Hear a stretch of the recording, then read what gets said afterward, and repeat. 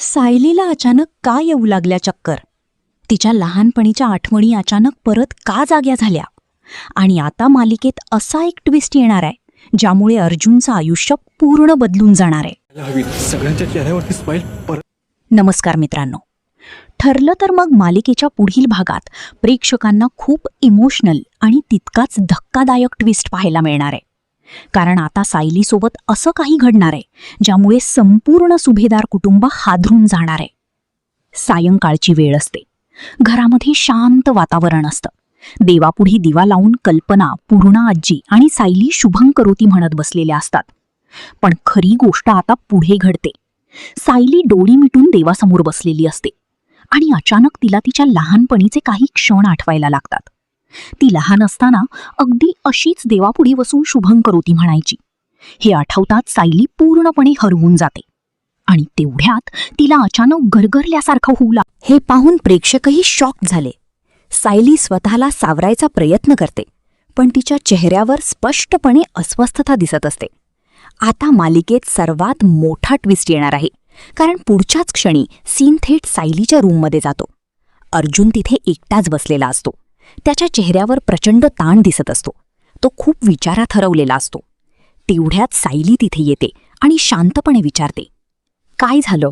इतके शांत का बसलात? सायलीचा आवाज ऐकून अर्जुन थोडा सावरतो, पण त्याच्या मनात सुरू असलेला गोंधळ काही कमी होत नाही. तो म्हणतो, घरामध्ये वातावरण खूप खराब झालंय. अश्विन तिकडे पूर्णपणे डिस्टर्ब आहे आणि पूर्णा आजींची अवस्था वगवत नाही. हे बोलताना अर्जुन खूप इमोशनल झालेला दिसतो आणि मग तो एक अशी गोष्ट बोलतो जी पूर्ण एपिसोड बदलून टाकणार आहे. मला फक्त एवढंच वाटतं, घरातल्या प्रत्येकाच्या चेहऱ्यावरचं हरवलेलं हसू पुन्हा परत यायला हवं. हा डायलॉग ऐकून सायलीही शांत होते, पण खरी धक्का देणारी गोष्ट आता पुढे घडते. सायली अचानक अर्जुनला सांगते, माझी तब्येत सकाळपासून खूप खराब आहे. अर्जुन लगेच घाबरतो आणि सायली पुढे सांगते, मला 2 वेळेस चक्कर आली आणि 2दा उलट्याही झाल्या. हे ऐकताच अर्जुनच्या चेहऱ्यावरील एक्सप्रेशन्स पूर्ण बदलून जातात.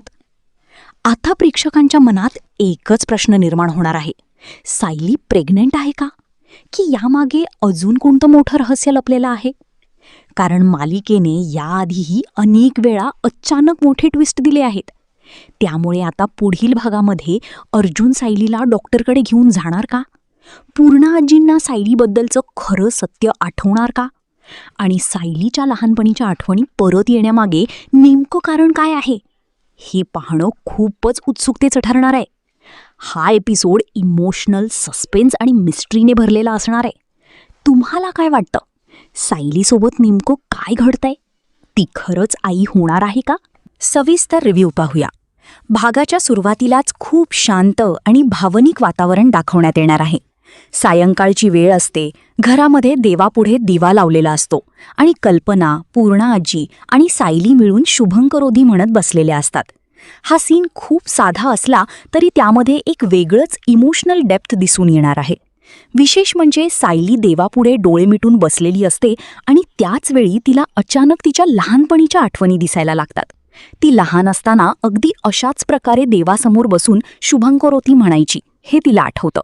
हा मोमेंट मालिकेमध्ये खूप महत्त्वाचा ठरणार आहे, कारण इतक्या दिवसांपासून सायलीच्या भूतकाळाबद्दल अनेक प्रश्न उपस्थित होत होते आणि आता तिच्या आठवणी परत येण्यास सुरुवात झाल्यामुळे कथा आणखी रहस्यमय होणार आहे.